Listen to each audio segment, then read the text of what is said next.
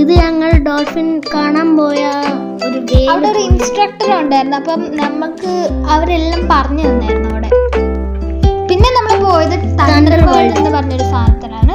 അവിടെ പുതിയതായിട്ട് തുടങ്ങിയ ഒരു സ്ഥലമാണ് ഇത്. ഇത് നല്ല ഫണ്ണായിരുന്നു.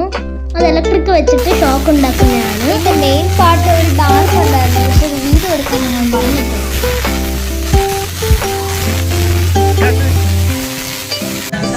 ഇതാണ് ഗോവ ഡാൻസ്. ഇത് നല്ല രസമായിരുന്നു.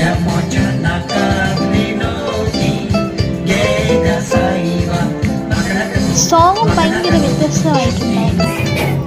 ഇതിൽ തന്നെ കുറെ ആംഗിളുമാർ തകർത്ത